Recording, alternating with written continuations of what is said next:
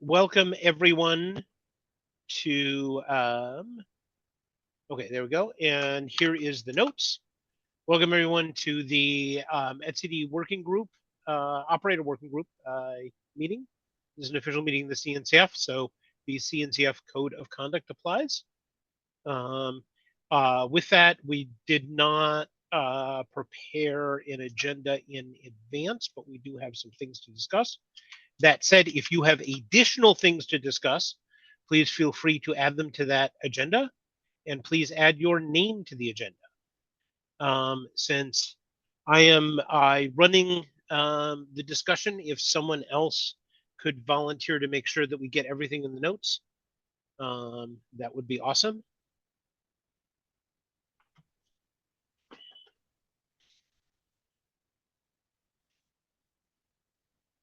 Okay. I can help with the notes if.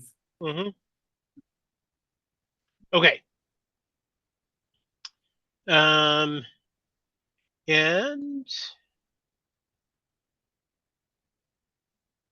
if anybody who's new to this sub-project here, I don't know if I've met Frederico before, but the rest of you might have. Oh yes, I've been attending the meetings. Okay. It's my third one. Yeah. This is your third one. Okay. Well Yes. then. Okay, everybody knows each other, so we can skip over that portion. Okay. So let's go straight into the roadmap.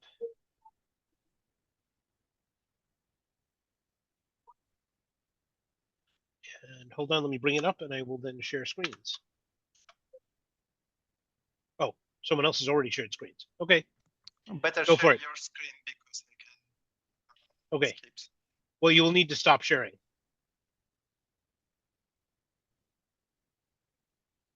Job. There we are.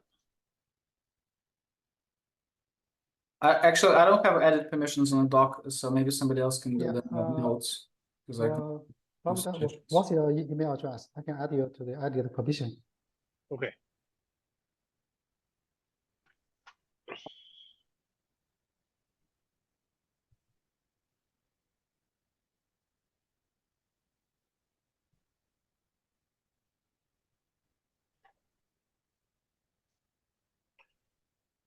Okay, it's in the chat. Okay.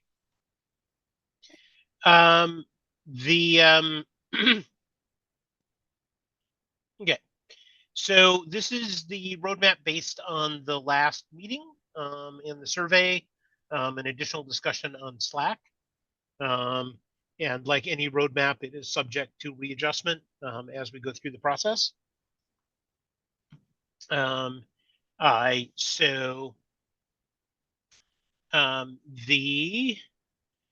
then the other thing about this as a roadmap is this is also the list of features that we'll be evaluating any existing operators against. You know, either whether or not they already have this feature or their ability to add this feature to the existing operator. To see whether or not building an existing operator is a possible course of action for us.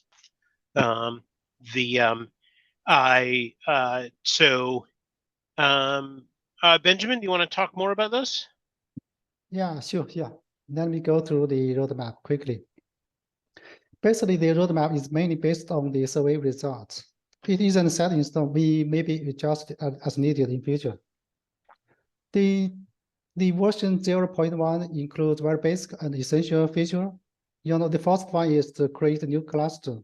Users should be able to set at least the etcd version and cluster size. And the cluster size means how many members in the cluster. And the user should also be able to understand the health status of the etcd clusters.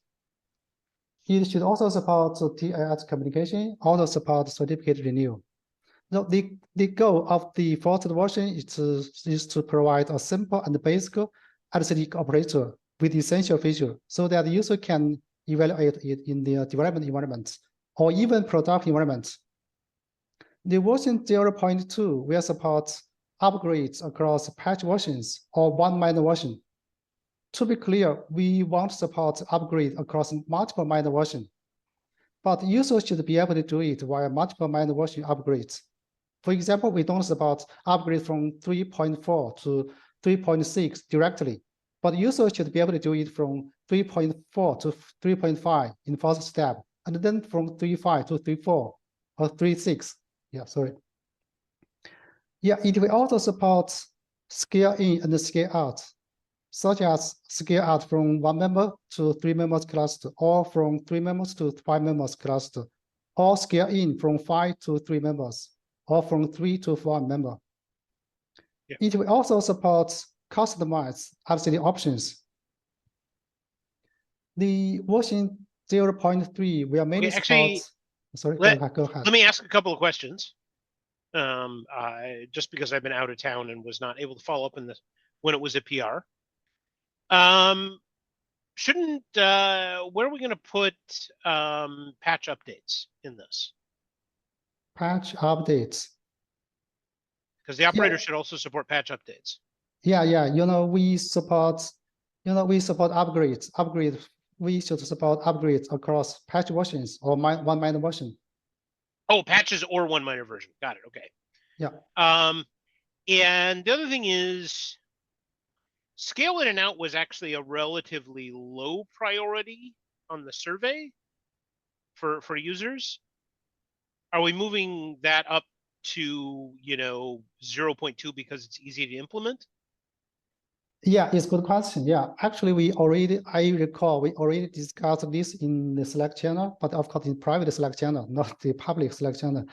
Oops. Okay. Yeah, the backup and the restore is more important than scale in, scale out.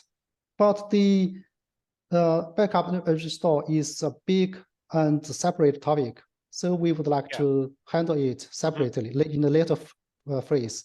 But on the other hand, the scale in, scale out, I believe is tightly coupled with the create a new version, create a new cluster. They are tightly coupled. So we would like to do the scale in, scale out upgrades together with the create new cluster version, create new cluster. Okay. Yeah. Okay, let's continue. The version 0.3 will mainly for support failure recovery. There are two cases. For the first case is we still have quorum. And the second case is quorum loss. So it's just high-level requirements. We don't have any detailed design for now. So we will have more discussion by then. The version 0.4 will mainly focus on backup and restore. Based on the survey result, backup and restore is actually a very important feature, and even more important than the scale in, scale out. But it's complex and a separate topic, so we will decide to do it in the later phase. Okay, the future version, we didn't plan too far ahead for now, because we most likely we will change the plan in the future. And one more important to highlight is the version 1.0 isn't planned yet, because release 1.0 is big commitment to compatibility and stability. So we should be very cautious to release 1.0. Oh, 1.0 rather than 0.10. Yeah. Yep. Well, I mean, 1.0 presumably would come at the point that we say, okay, this is all the features that we actually want to support. Right. Yeah. I mean, obviously that'll change in the distant future, but at some point, because I thought part of the idea, part of our sort of mandate here is that we're not going to support every possible feature that an etcd operator might have, because complexity is not a good thing.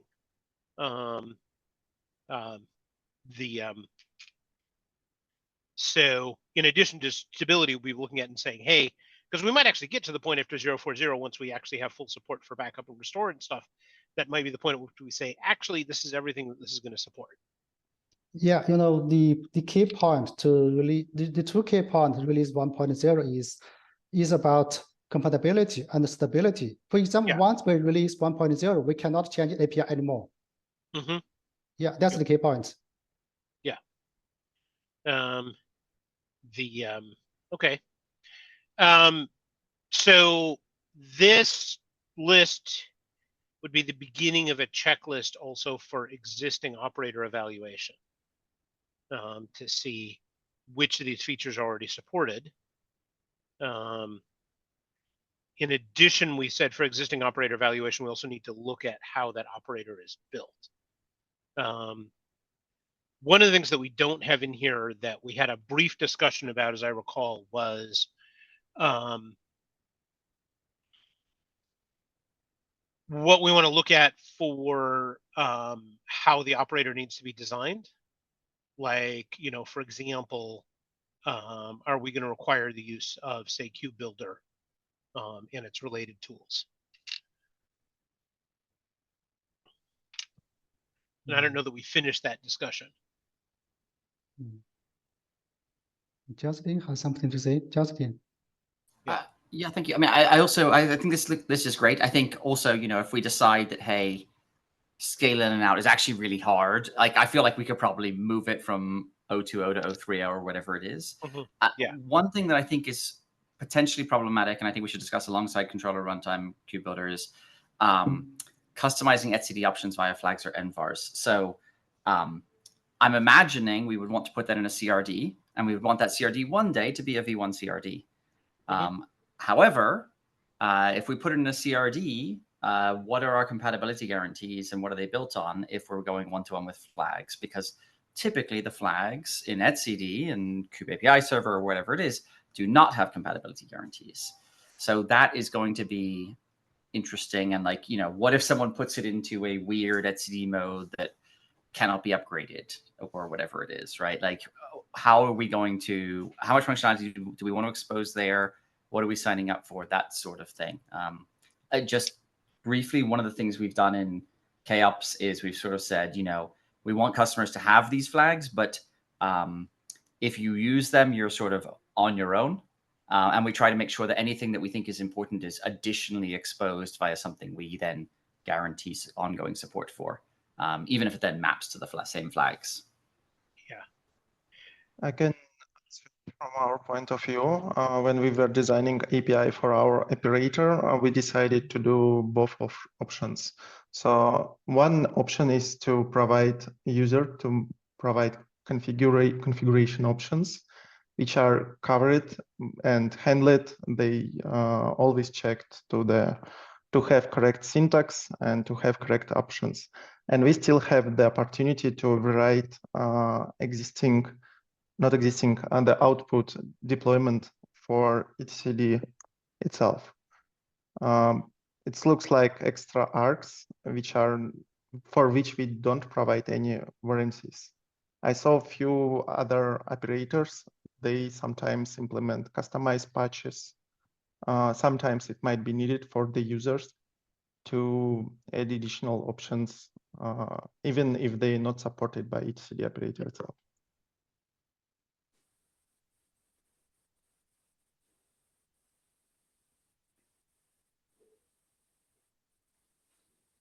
So for the notes, is the problem that etcd like experimental flags made? So is that the concern that over time they may be not supported?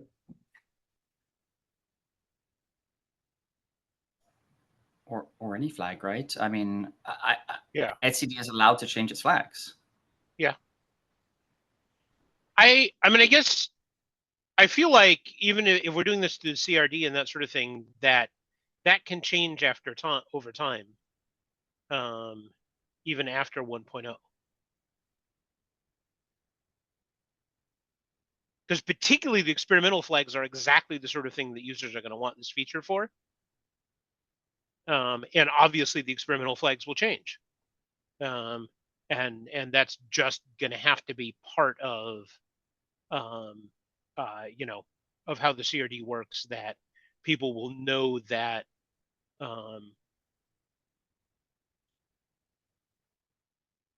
except, right, the question is that versions of the CRD will not necessarily be directly linked to versions of etcd. Yeah, I agree. So what happens when somebody tries to use an older version of the CRD with a newer version of etcd? Yeah, it's a is an interesting topic. Yeah, we Yeah. think we should have metrics to this the compatibility metrics, I suppose. Right. Well, I mean, that works fine if people update the CRD itself, right? Because if the CRD itself is as new or newer than the etcd release, then, you know, it'll have compatibility for backwards compatibility, right? If nothing else, just completely ignoring a flag that's not valid anymore. The problem is going to be forwards compatibility is not a thing you can do. So I think that is a potential serious problem, right? Because upgrading CRDs is still an issue. Particularly like if you want to upgrade the CRD without taking the etcd cluster down. I would say the XTRX approach is easier both for user and operator developer, just because, you know, you let a user do whatever they want. And I can append that those flags can be validated through the web config. This configuration, the same approach is done by Nginx Ingress controller. So when you apply new configuration, it makes some validation that this configuration will work. And if it's not, it will not even allow you to create this custom resource.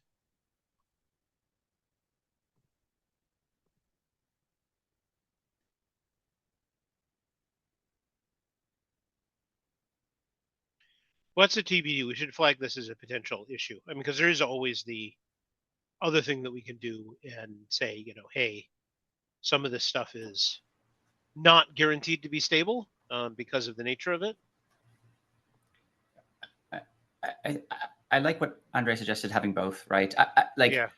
Having the, as long as extra args is best effort, as long as that's clear, right? So we Yeah. will try, but we can't, you know, and Mhm. obviously Etsy doesn't change flags just for fun, but Mhm. we can't guarantee forever, ever, you know, like a CRD promise. And then if we want to have a CRD promise level thing, we can like add additional fields that are guaranteed forever. But maybe if, I like in practice for most people, extra args is probably really good, and especially for experimental things.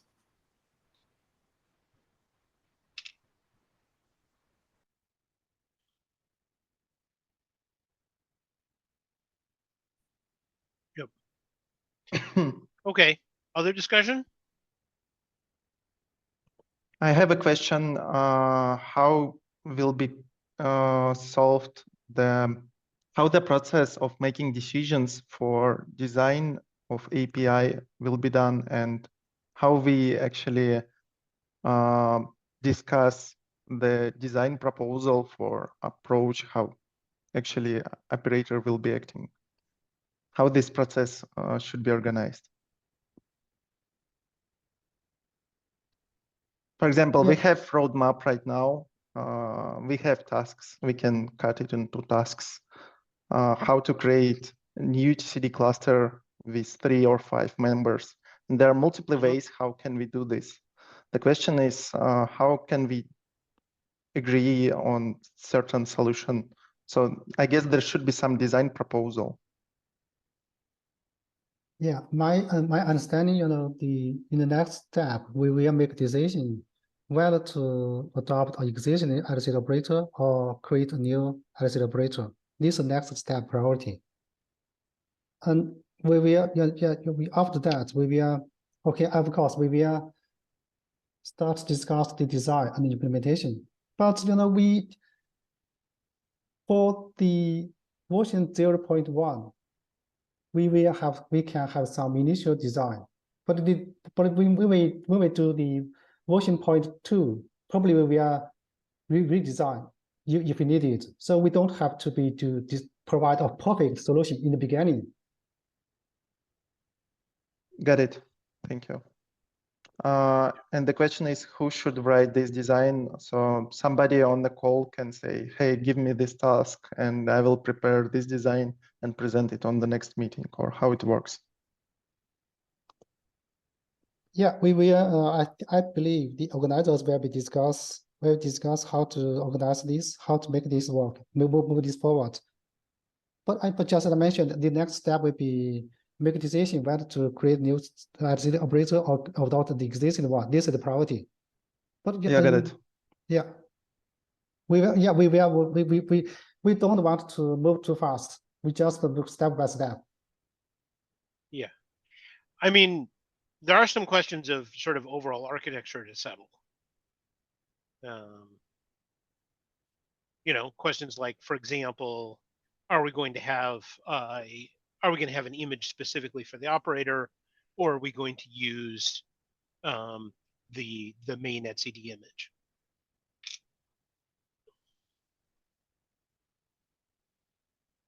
Could you say that again, Josh?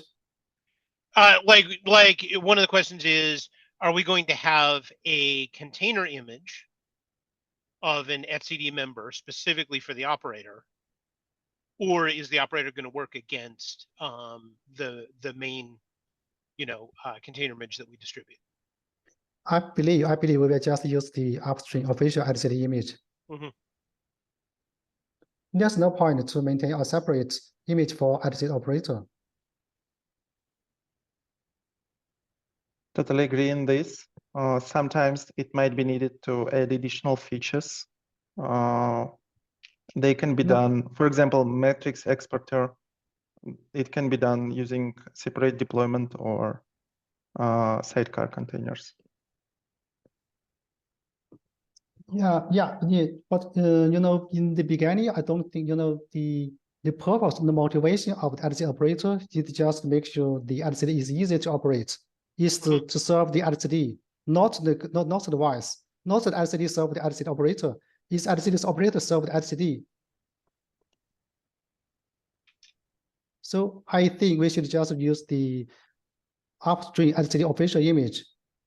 If we have some additional thought how to extend the existing etcd functionality, such as mentioned, for example, sidecar, we can discuss later. But for now, I don't think we should use a customized etcd image for the etcd operator.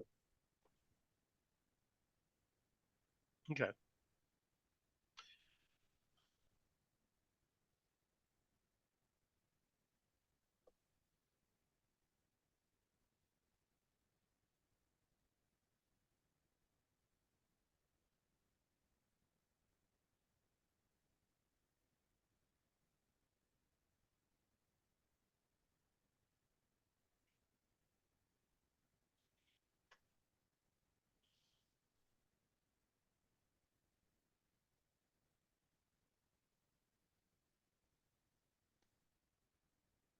Do we want to hard code specific etcd version for specific version of etcd operator?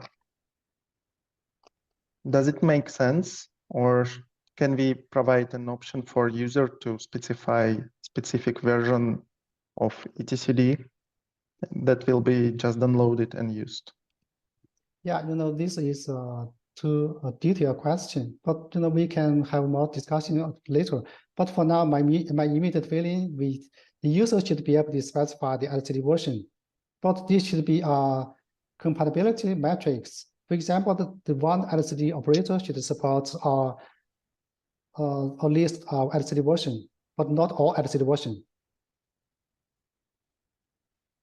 So Yeah, we can I mean, prepare a table where will be written which versions are supported by Yeah. certain versions of etcd Yeah. operator. Yeah, I believe so. Yeah. the and I mean, and that has to be the case because you can't upgrade unless each CRD version supports multiple versions.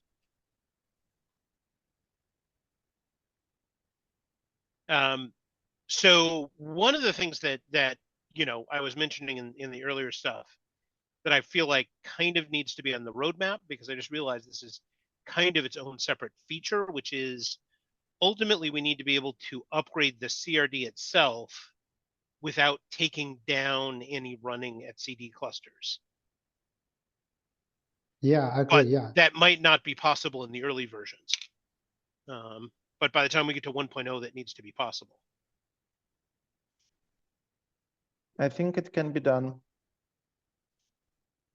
Even with major changes, it is possible, because if you update CRD, the old version can just stop working and newer operator will just reconcile updates from the newer version. Mhm. Yeah, there might be some issues with updating if we move fields. Yeah, got it. One more question about SSL implementation. In roadmap, it is in the first version. Did you consider using external solution, or should it manage certificates by itself? Yeah, it's a good question. There's no, I don't have a specific answer for now. It's open to discussion. But, so go ahead. Yeah, we definitely need to support like external certificates given by secrets or something. I can comment as well that we currently at our operator we just support Cert Manager and it works just perfectly fine. So you can generate certificates using other solutions and just pass them through to use in etcd. And Yeah. there Basically, were yeah, please go ahead. I was just saying about my particular use case. So I'm working on a Kubernetes operator that runs hosted control planes of Kubernetes inside the clusters. So I use etcd. So what I do, basically, I generate all the certs for the cluster, including etcd ones in my operator, and just like put them into the etcd deployment. I had one concern about this approach, that certificates should be also automatically updated. And if they are unmanaged, there might be an issue where these certificates just stop working and etcd cluster will go down. From our experience, I may be wrong, please correct me if I'm wrong. etcd should, so if we use Cert Manager, it can update certificates in schedule, and etcd workers will just reread these certificates, the newer certificates, during every new connection is established. Yeah, Yeah. I mean, I think that a lot of the initial designs for like things that manage etcd were based around, the Bootstrap etcd cluster. So there was no Kubernetes API surface, and so Cert Manager was not an option because there was no place to run Cert Manager. Yes, if we're talking about a traditional operator running in cluster, then yes, Cert Manager is a good sort of ecosystem solution, and it allows, I think it allows like manually provided CA certs and integration with various like CA services. So I think we should probably make sure that Cert Manager is supported, and it may actually be the best option. And we might not need anything else. I don't know whether Cert Manager you can actually use manually provided certs with it. I guess you can just put it in secrets, right? Yeah. I didn't get this question. One more point. Apart from the certificate manager, probably most likely we will also to enhance the existing etcd functionality to support dynamically load the new certificates, which means we need to enhance etcd itself to support the dynamic load certificate. But yeah, it's open to discussion. I recall there is a feature request in the etcd community for this feature to dynamically load the certificate, but we don't have time to take care of it. Most probably we will take care of it with look at the feature in the near future. Okay, may I just have a question to Red Hat folks? Does OpenShift implements their own Cert Manager, or they consuming the certmanager.io? We use standard Cert Manager. I mean, with Glue to integrate it into the rest of OpenShift, but we're using Cert Manager. Thank you.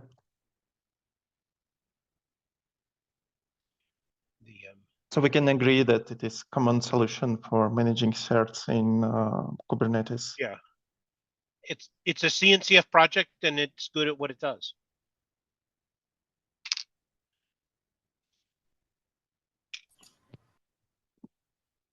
Timothy, I have a question. Yeah, guys, could you just clarify, are we talking about having Cert Manager as a dependency for the operator in the sense that our CRD will trigger a creation of the certificate resource, and that in turn will generate Kubernetes secrets? Or do we intend to let users create secrets of type TLS with the help of Cert Manager and then use those secrets as the certificates for etcd?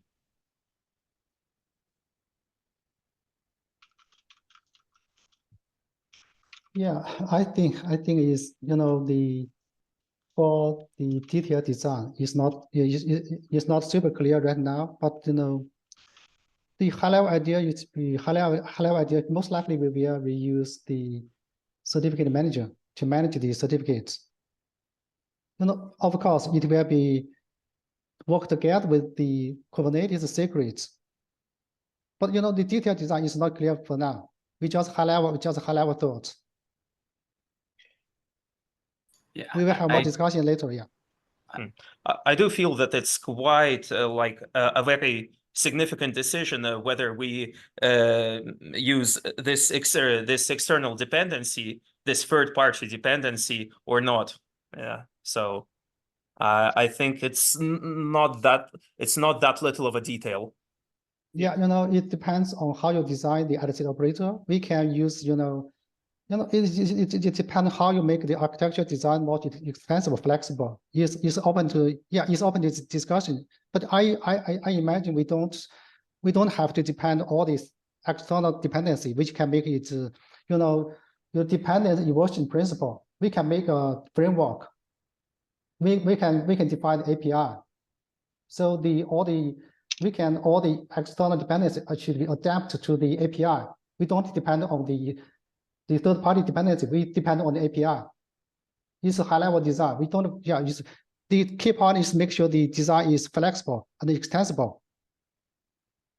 This is a high-level idea, but its detail is not clear right now.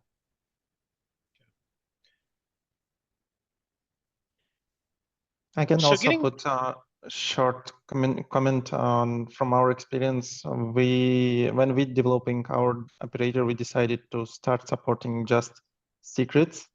That allowed us to create support for both for cert managed provisioned certificates and also for certificates manually created by user, and as well any other solutions which could provision these certificates. We were considering to adding cert manager as additional option. So to user, it could look like security true false. But in the end, it will generate the same resource using the same approach in using secrets. Yeah, I think it's a good approach because it's more important to define the API and then maybe we can implement some implementation of this API to just make it easier to use. Yeah, and it is also not makes any external dependencies for Cert Manager itself. Yeah. I think the approach you described is very similar to what KubeADM does, I believe. So if you drop certificates being for a form of secrets, or actually in the case of KubeADM, I think it's just if it sees any certificates or CAs in there, just leave it alone and doesn't try to generate. Otherwise, it generates one for you self-signed. It makes it easier for testing and it doesn't depend on Cert Manager just for doing like tests or anything like that.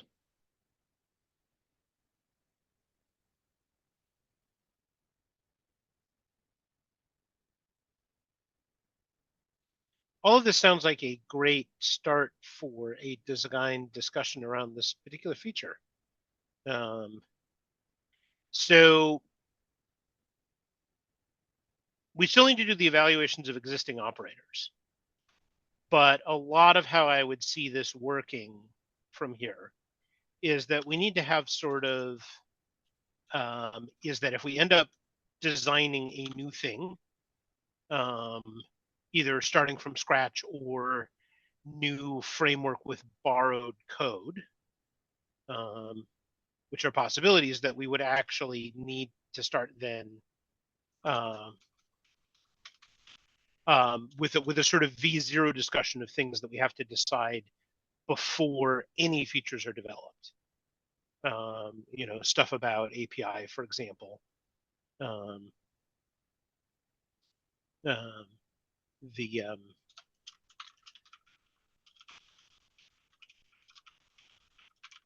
then we can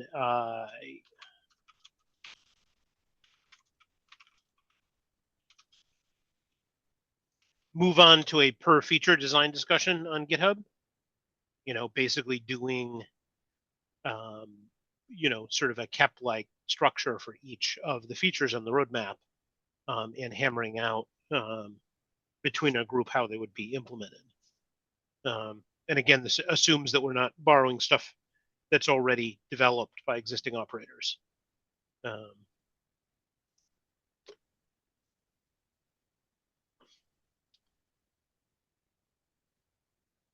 Does that make sense to folks?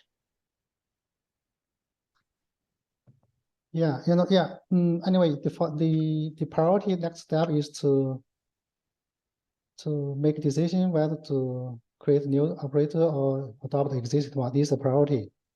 For the next step should be, you know, professional discussion is good, but I think we should have a rough high-level architecture design for the adjacent operator before we dive into the professional discussion.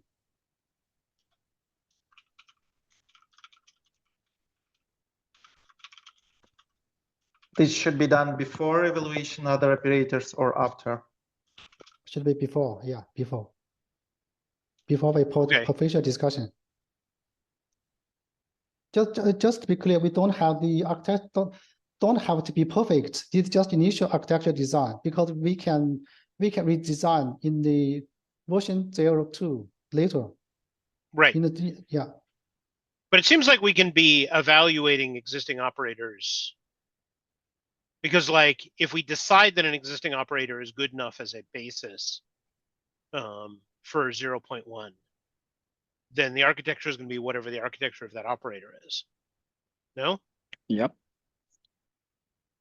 Precisely. Yeah, probably. Yeah.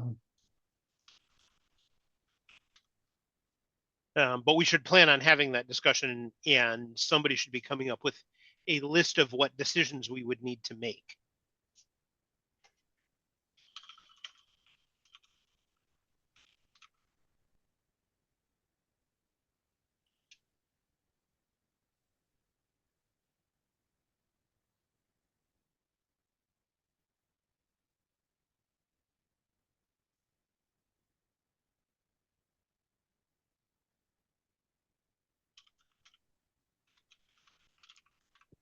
Okay.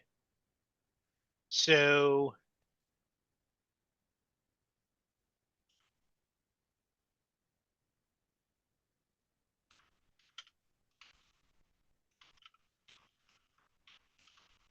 we're now near the unless somebody has something else for the agenda, let's move on to action items. Finish the eval checklist based on the roadmap. So most of the eval checklist is just going to be the features in the roadmap. Plus some stuff about architecture and code quality and testing. I can contribute to that. Does anybody want to work on it with me?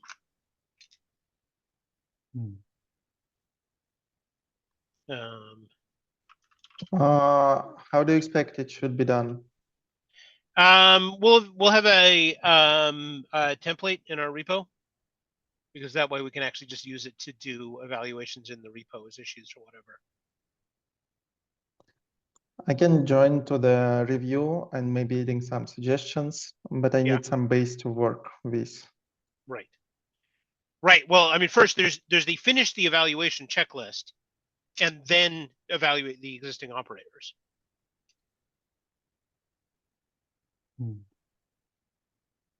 because we need to add a few things to the evaluation checklist other than just features.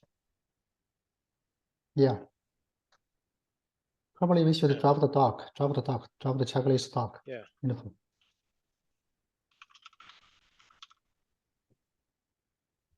Okay. Yeah. Okay. So I'll go ahead and start a doc for that.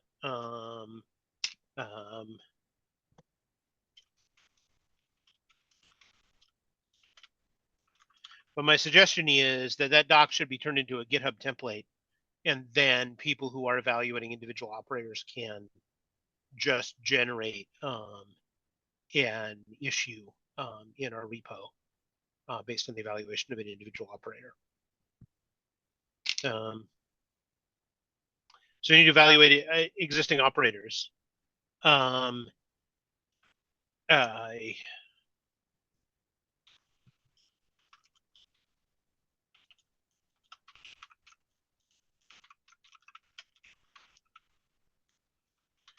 Also like somebody to take on, it would be good if somebody would take on trying to figure out the high level architecture decisions we need to make if we are either building from scratch or heavily modifying an existing operator. Yeah. So what is it we need to decide before any feature work can be started? So I don't know if anybody feels ready to take that on. I think we most likely we will leverage we will learn from the existing, for example, LCD manager. So I suppose the Hackman or Justin probably the good candidate for this task.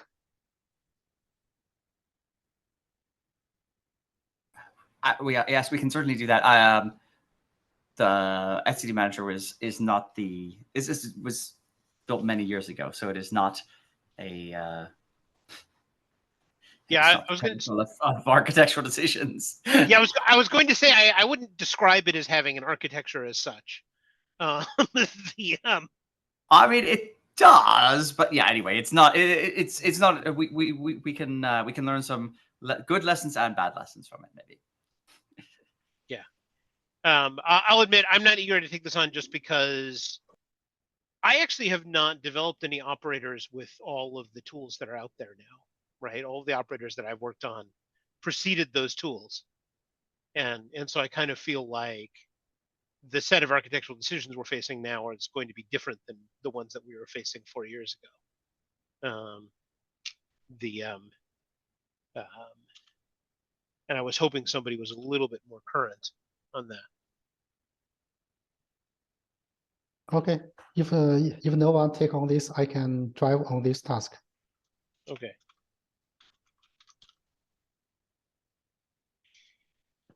Yeah, I think it will be good for you to start, and then like there probably will be comments on the, after you do initial sort of list, and maybe a lot of discussions. So yep. Yeah, I think the main problem here is that we don't exactly understand what should be mentioned in this list. If you can start this list, we can join and add additional items to consider. Yeah, and like I said, this is really just a matter of that. This is, oops. This is what we need to decide right here, which is anything that needs to be decided.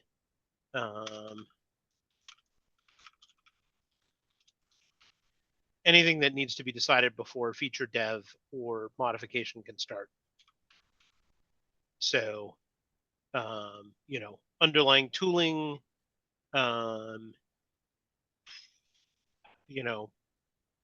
what the API looks like,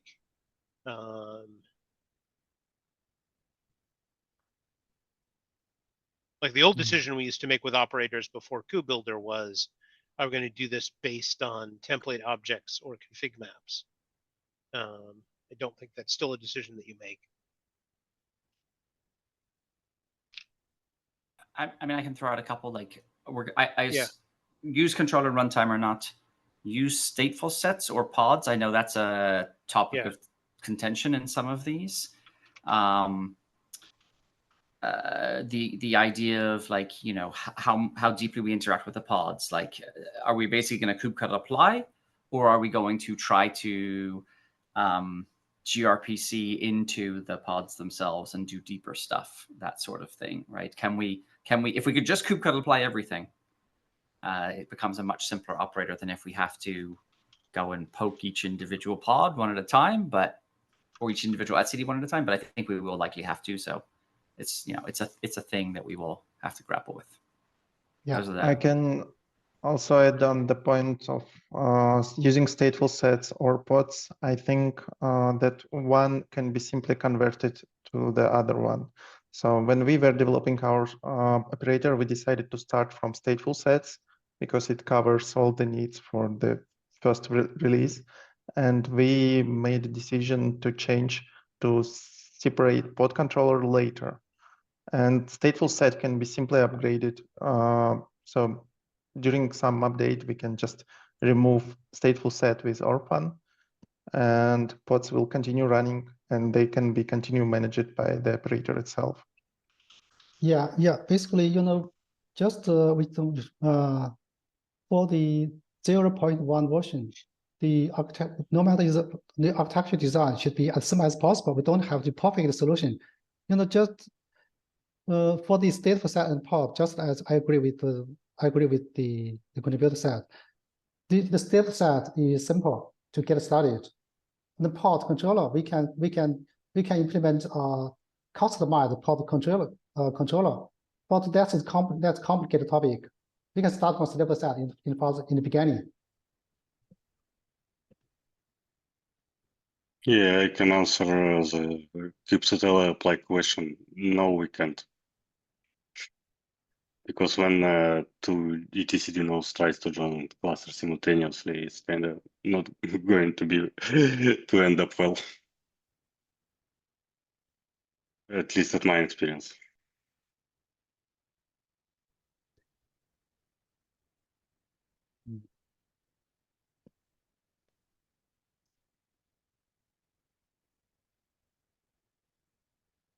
One more question, maybe it's too early, but I imagine some of the design here will influence potentially etcd. Like we might have to add some features to etcd itself. I don't know, any consideration about that?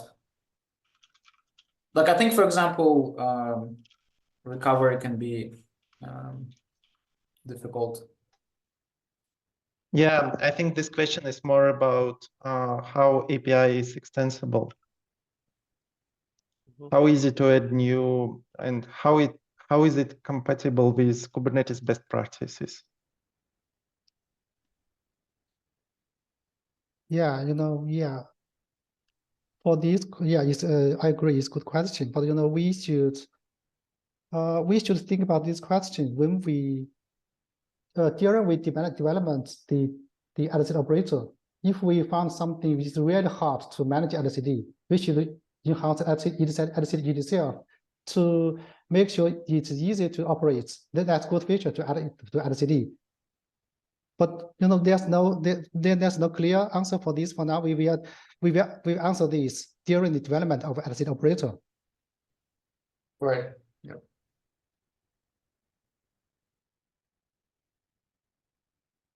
Okay, I think we have some actions and a lot of good discussion. And we can have more discussion on Slack and in GitHub issues. Want to give people 5 minutes before their next meetings. So thanks everybody. Let's look on the etcd Slack for these documents and stuff as they get created. Sorry, quick question. So is there a list of operators to evaluate already in GitHub somewhere? In the previous meeting, you can scroll down. I mentioned some list of existing etcd solutions. They're not only operators, but also Helm charts. But you can find existing open source projects for running etcd in Kubernetes. Thank you. Yep.